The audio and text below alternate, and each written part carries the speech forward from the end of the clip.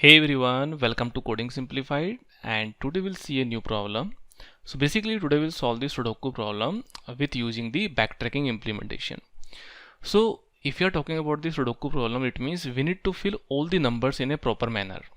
So whatever the rules of the Sudoku is, we need to fill all the numbers. Now how we fill that number? So we'll basically see using the backtracking, right? So generally you might have seen the Sudoku of the 9 cross 9 size. Now Sudoku can be of any number. It can be like here, if you see here we have the number of 4 cross 4. It means we have the 4 rows and 4 column. Now in general we have the Sudoku of the 9 cross 9. In this what happens that we have the 9 numbers in a rows and 9 numbers in a column wise, right? And we need to fill the numbers according to the rules of the Sudoku. As well we can have the numbers of the 16 by 16 as well, right? So basically we'll see the logic. Now the logic will implement, so that will be applicable for all the numbers. It will be applicable for the 4 by 4, 9 by 9, 16 by 16, forever. Now for the simplicity we'll solve this case, 4 by 4 case.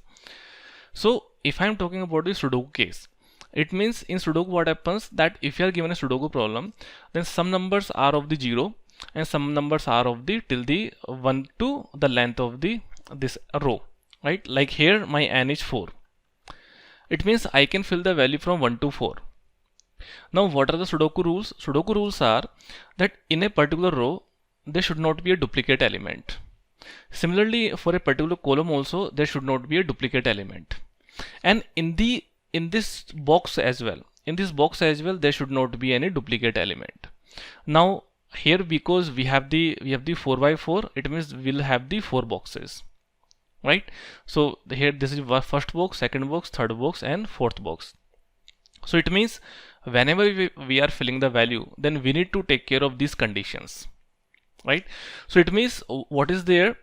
Now the first case is that how we can check that which value is empty, because the value which contains 0, there we need to fill the value, right? So like here in this case we have this 0.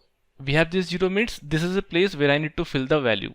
Now it can be 1, it can be 2, it can be 3, it can be 4, it can be any value depending on the rules that we have. Like in this case 1 is fine because right now I don't have any case and I don't have also any case here, right? So it means what I will do, I'll basically iterate this for loop, means this complete matrix. So this is basically a 2D array, right? Now whenever I find out the value, it means here is the place where I need to fill the value.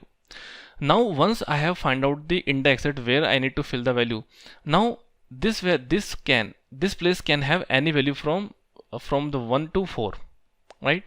Now I will check. So basically what is happening from num, so let's say we have num equals to 1 and till num less than n and num plus plus. So basically from 1 to 4, from 1 to n, so here our n is 4, from 1 to n it can be any number. Now we need to check that whether this number is safe to place here or not. So basically here we need to check that if this number is safe to place, so is safe to place. So basically what I'll pass the number, which number I want to. So what I will do, I'll basically operate from the every number. First of all I will check with the first number that whether the first is safe to put here or not. Then I will check with the second number, then I will check with the third number, then I will check with the fourth number. So if this number is safe, so basically I will pass the num, the row, the column, right? So if this number is safe to post, then I will return true. Else if it is not, then in this case I need to check further, right? So basically when you see the code, so there will see each and every point. For first of all let's see the concept, that how we are thinking about it. So let's see one by one. So like here for this first case, I'll start for the 1 because my number is 1. So I will check that whether this 1 is safe to put here or not, right? So let me write here this matrix here again. We have 0, 2, then 3, 0, then we have 0, 0, 0, 1, and here we have 0, 1, 0, 0, and here we have 2, 4, 1, 0. So this is the number we have, and here we have 0. It means this is the place we need to fill. So I'll start for the 1 number. Now I will check that whether 1 is okay or not here. Now currently this 1 is fine here, because if you see in this row also I could not, there is no 1. In this column also there is no 1, and in this box also there is no 1, right? So what I can do, I can basically fill this value from here to, I can fill the 1, right? Now I will again go further. In the same row I will check that whether this is safe place. So this is not 0, it means there is no need to fill here because this is already filled here. Now this is also filled here. Now I will check with this 0, right? So when I will check with this 0, it means here I will again check with all the numbers from 1 to 4. So first of all I will fill the 1. So whether 1 is okay now, 1 is not okay because 1 we have already achieved in this row. Now let's check with the 2. 2 is safe. So 2 is also not safe because 2 has already occurred here. Now 3 is also not safe. Now 4 is safe here because 4 is not in this row as well as 4 is not in this column as well. So it means I can fill 4 here, right? So it means for the first row we have filled this value. Now I'll go to the second row and I will check that, find out the value which has a 0. It means there I need to fill the value. So like here we have the 0. It means here we need to fill the value. So now I check that, first of all check with the 1. So can I put 1 here? I cannot put 1 because in this column we have the 1 as well as in this row also we have 1. Now I check the 2. So can I put 2 here? No, because in this column we have already occurred this 2. Now check the 3. Can I put 3 here? Now 3 I can put here because in this row also I don't have 3 and this column also I don't have 3. So it means I can put 3 here, right? Now I'll check with the 4. So because the next value is 0, so it means I need to check for this value now, right? Now first of all you check with the 1. So whether 1 is okay now, 1 is not okay because in this row we have 1. Now check the 2. Can I put 2 here? So I cannot put 2 because in this column we have the 2 here. It means I cannot put 2 here. Now check the 3. Can I put 3 here? Now I cannot put 3 because in this row we have already occurred this 3. Now can I put 4? Now I cannot put 4 here as well because in this column we have this 4. So I cannot put 4 also. And the maximum value I can put from 1 to 4, right? So if it is the case, it means there is something wrong in the previous values, because I cannot put 1, 2, 3, 4 any value in this column, in this value at this place. It means if it is not fine, so it means I need to backtrack. I need to backtrack that the previous values I haven't filled correctly, right? So what I do, I basically again reset this value, this 3 to 0, because this 3 I have filled out, right?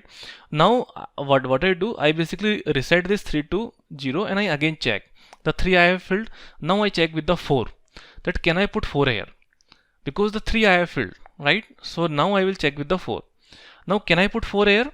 So it looks like I can put 4 here because in this row also there is no such value, and this column also there is no such value, and in this box also there is no such 4. So it means I can put 4 here, right? Now I will check with the next value. So now next value, can I put 1? I cannot put 1 because in this column we have 1, in this row also we have 1. So what we can do, that whenever I'm checking with the is safe to place, so basically here is safe to place, here we have the function is safe to place. So first of all I will check in the row that whether this value, if this value already present in the row, it means it is not safe. Then I will check in the column that whether this value is safe to place in this column. Then I will check in the box that whether this value is safe in the box. So I need to check basically these 3 conditions, right? So this is how I check the is safe place. So like I cannot put 1 here because in this row we have 1. Can I put 2? I cannot put 2 because in this column we have this 2. Can I put 3? So yes, here I can put 3 because in this row also I don't have 3 and in this column also I don't have 3. So now I will put 3 here, right? So now I have filled this value. Now I go further in this row where I have 0. So here I have 0. It means I need to fill this value. So again start from 1 to 4. So can I put 1 here? I cannot put because we have 1 here. Can I put 2 here?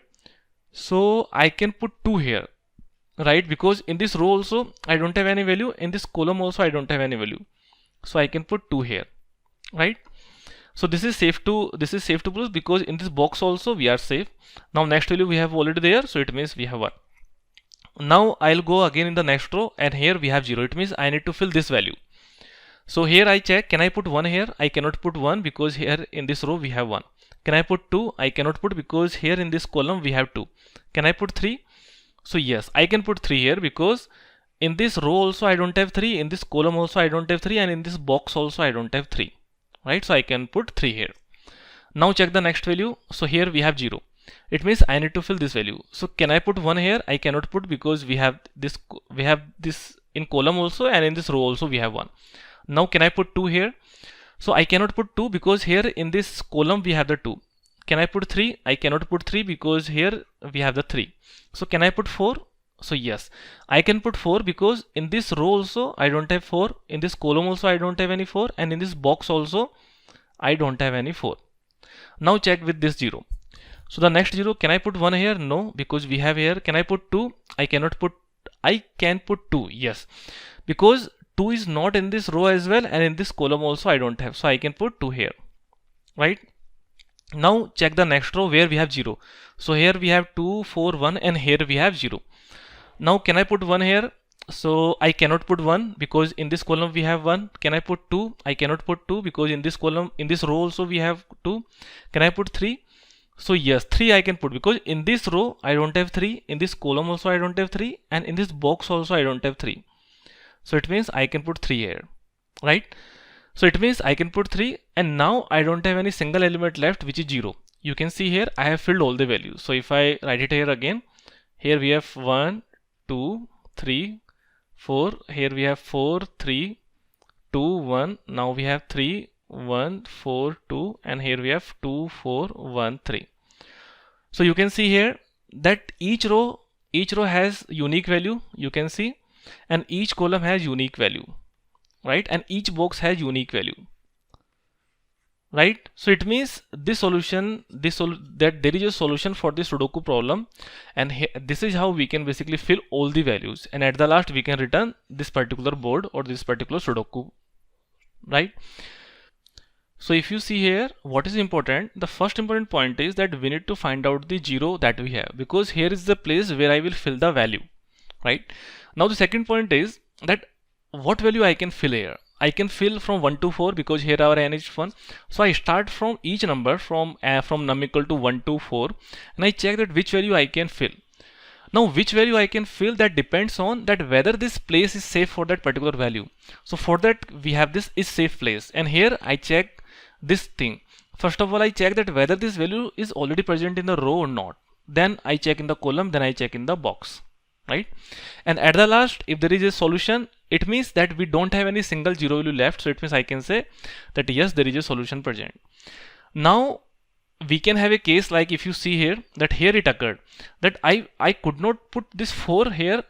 I could not put any number at this place. I could not put 1, 2, 3, 4. So then I backtracked and I said that rather than this 3 here, I should put 4 here, right? Then I put 4 here, and then I went further. So this is how we are basically following the backtracking here, right? So now let me show the code so that you can get it better. So here I have the board, so which is basically partially filled board, and now I need to fill this completely, where I can have the 1 to 4 number, because our n is 4. So it means in row wise also we can have 1 to 4 number, in column also we can have 1 to n number, 1 to 4 number, and in each box we'll have the number of 1 to 4 number, and these all with a unique number in the row, unique number in the column, and unique number in the particular box. So here I'm calling the function that if Sudoku automation. So what I'm passing, I'm basically passing this board, and I'm passing this n, and I'm saying that if this returns true, then I will basically print the Sudoku board. Otherwise I will say that there is no solution exist, right? So I basically call this function Sudoku automation. So what I'm doing here, first of all, I'm taking two variable row and column. So I'm initializing with the -1. Now basically the first point is that we discussed that I need to find out that which value has 0 in the matrix or in the board, because that is the place where I will fill the value. So here using this one, because this is a matrix, so I will take 2 for loop, and I will check that in the board which value is 0. So which value is 0, it means that find out the index of this one. So our index will be the row and column. So the row will be the I and column will be the j, and then I will break from here. I'll set this is empty is false because this is not empty yet, right? We have the value 0 here. So I'll set this value as a false. I break from here and I check that if this is not empty, then break from here as well in this loop. So it means we have achieved our row and column, and now I'll go here, right? And I will check. Now I need to, so here if you see here that I'm checking that at this place which value I can put. So I basically start from num equals to 1 to n number. So here our n is 4. So it means for this place I will take each and every number, that whether it is safe to put 1 here. If 1 is not, then can I put 2 here, can I put 3 here, can I put 4 here. So how it will determine that whether it is safe or not. So this will determine using the isSafePlace function. So where what I'm passing, first of all I'm passing the indexes of that value. So index is row and column. The number is means what value I can put. So I can passing this num and I'm passing the board, right? Now check this isSafePlace. So as we discussed, we'll take 3 conditions. Here we have the 3 conditions. First of all, I'm checking in the row.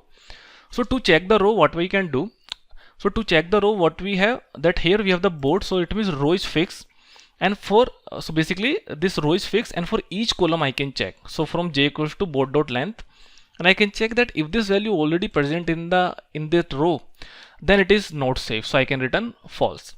So this is for the row. Now I need to check in the column also. So now if there is no such value in the row, then I will check in the column, and in the column this column is fixed, and I will check for each row that whether if there is any such value which is equal to num, it means I can return false, that I cannot put value here, this is not safe. So once I have checked with the row and column, then I need to check in the box, right? So to check the value, that whether this value already present in the box or not, so this is a little bit tricky, right? So what we need to do, first of all I basically check the square root. So if you see, this square root will basically give me the row for each box. Let's say if my n is 4, like in this case, so my row is 2. Let's say if my n is 9, if I have 9 cross 9 Sudoku, it means so it will square root means square root of 9, it will be 3.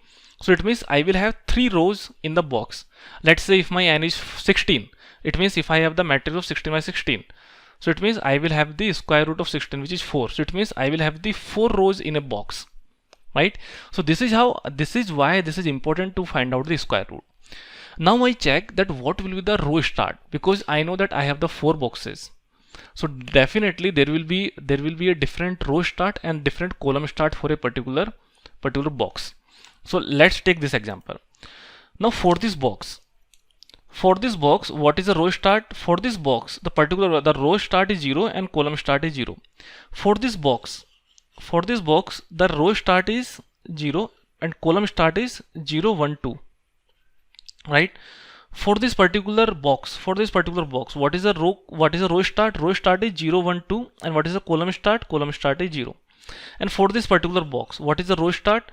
The row start is 0, 1, 2, and the column start is 0, 1, 2. So this is 2, 2. Right? So basically we need to identify that from where we need to check. So this is why I am calculating the row start and column start. So how I get? So I get basically the row minus row remainder by square root, right? And for this one we check with the column minus column remainder by square root, right? So let's check this one so that you can get it better. So like this one, let's say for this box. So for this box, how can I get? I can get row equal to row minus row remainder by square root, right?